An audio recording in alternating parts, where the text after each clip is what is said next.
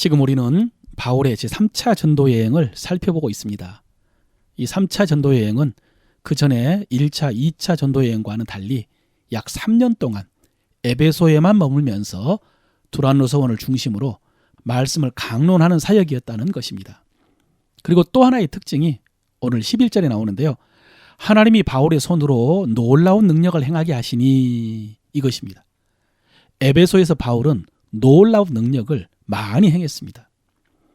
바울이 에베소에 도착했을 때 첫 번째로 기록된 사건이 몇몇 제자라고 하는 이들에게 너희가 믿을 때 성령 받았느냐라고 물으면서 요한의 세례를 받았던 이들이 복음을 듣고 예수의 이름으로 세례를 받고 바울이 안수했을 때에 성령이 임하셔서 방언도 하고 예언도 하는 에베소의 성령 세례 사건이었습니다. 같은 맥락에서 바울은 두란노서원에서 말씀만 가르친 것이 아니라 하나님께서 바울의 손을 통해서 놀라운 능력을 행하게 하셨던 것입니다. 그래서 심지어 바울의 손수건이나 앞치마를 가져다가 병자에게 얹으면 그 병이 떠나고 악귀도 떠났다라고 했습니다. 굉장한 능력이죠. 그 다음에 기록된 사건도 재미있습니다. 바울이 그렇게 능력 있는 사역을 많이 하니까 유대인 마술사들도 바울의 흉내를 냈습니다. 그래서 장난삼아서 내가 바울이 전파하는 예수의 이름으로 명하노니 귀신아 나가라 그랬다는 것입니다. 자, 여러분, 귀신이 나갔을까요? 안 나갔을까요? 정답은 잘 모릅니다. 성경에 기록되지 않았습니다.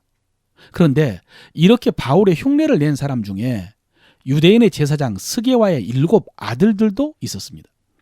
그 아들들도 귀신 들린 사람을 보고 바울이 전파하는 예수의 이름으로 귀신아 나가라 라고 했답니다. 그러자 오늘 15절부터 읽어보겠습니다. 악귀가 대답하여 이르되 내가 예수도 알고 바울도 알거니와 너희는 누구냐 하며 악귀 들린 사람이 그들에게 뛰어올라 눌러 이기니 그들이 상하여 벗은 몸으로 그 집에서 도망하는지라. 이런 일이 있었습니다. 이 일을 듣고 에베소에 사는 사람들이 바울이 전한 예수의 이름을 높이고 하나님을 두려워하게 되었답니다.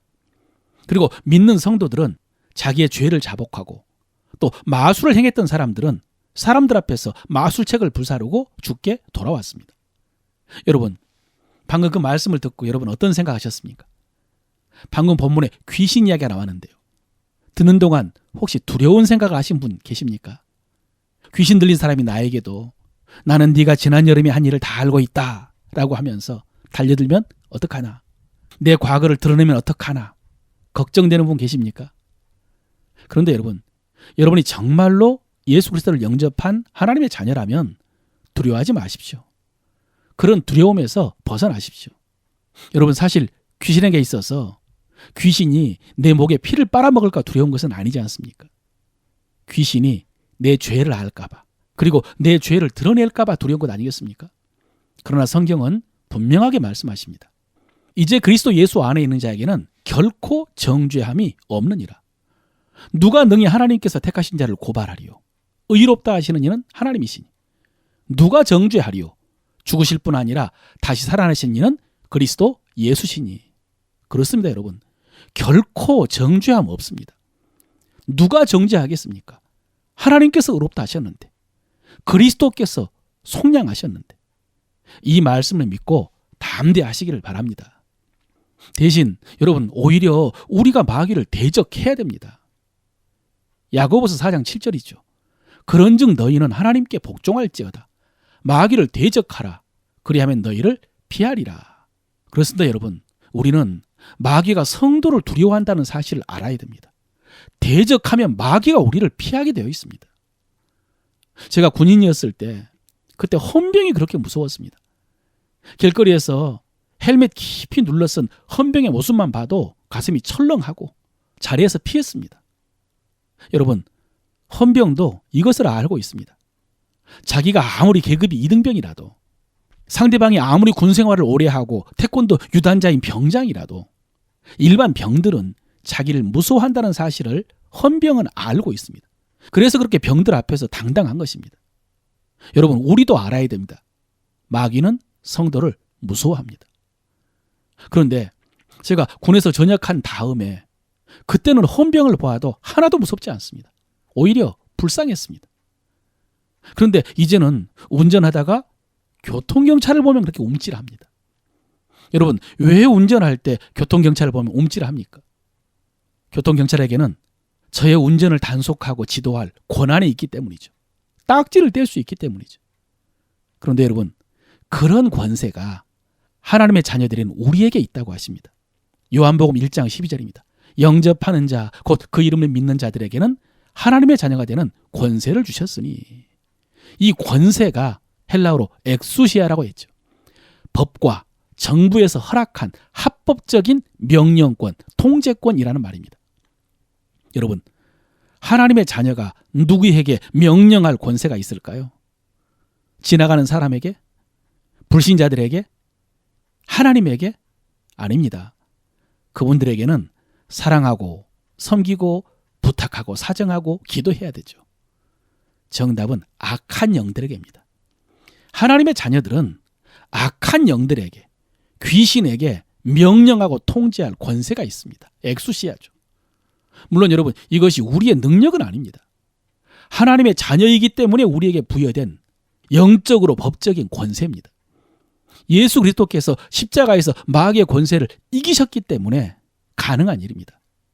그러므로 여러분, 악한 영들, 귀신에게 예수 그리스도의 이름으로 담대히 명령하십시오. 그들은 여러분의 명령을 들어야 됩니다. 대신 현실적으로 여러분이 귀신 들린 사람을 상대로 축사할 상황은 거의 없을 것입니다.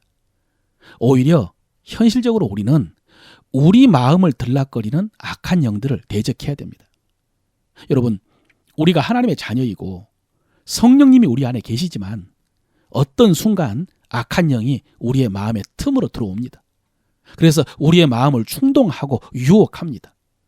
그래서 우울하게 만들고요, 두려워하게 만들고, 분에 사로잡히게 만들고, 음란에 사로잡히기도 합니다. 그렇게 해서 성도를 무력하게 하고 죄를 짓게 만드는 것입니다. 여러분, 우리가 무기력한 것, 죄를 짓는 것, 인간관계가 원만하지 못한 것, 다 이 때문입니다. 이 순간 우리는 알아야 됩니다. 악한 영이 또 틈으로 들어왔구나. 특별히 여러분, 우리의 가정은 마귀의 소울일 수 있습니다. 물론 오해하지 마십시오. 배우자가 마귀이고 부모와 자식이 마귀라는 말씀이 아닙니다. 대신 우리가 상처를 가장 많이 주고받는 곳이 가정입니다. 그 상처가 되물림되는 곳이 가정입니다. 부모에게 받은 상처, 자식에게 물려줍니다. 악한 영이 그 상처를 먹고 삽니다. 그 상처에 붙어 있습니다. 그러다가 기회만 되면은 그 상처의 틈으로 들어오는 것입니다. 그래서 우리의 가정이 마귀의 소울이라고 한 것이고 가장 치열한 영적 전쟁터입니다.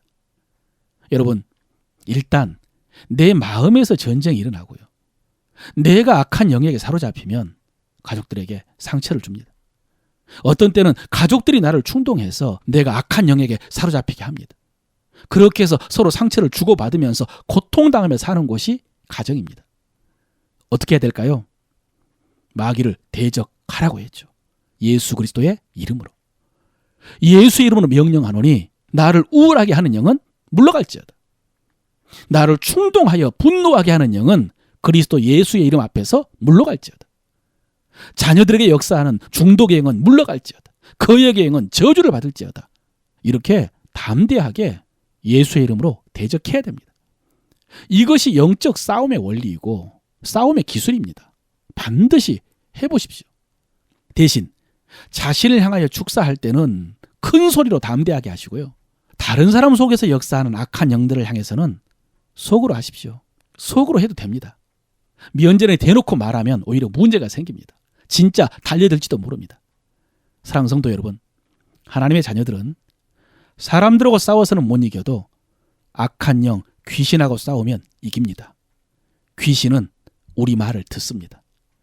요즘 계속해서 반복하시는 말씀이 있습니다. 방언으로 기도하라. 그리고 말씀을 입으로 말하라. 하가, 묵상, 호몰로기야, 복명복창, 말씀을 입으로 말하라. 그리고 오늘 주신 말씀, 담대하게 악한 영을 대적하라. 셀프 축사죠. 사랑하는 성도 여러분, 이렇게 계속하는 가운데 오늘 마지막 말씀이죠. 주의 말씀이 힘이 있어 흥왕하여 세력을 얻으니라. 이처럼 우리가 붙들고 있던 하나님의 말씀이 강력한 능력으로 이루어질 줄로 믿습니다.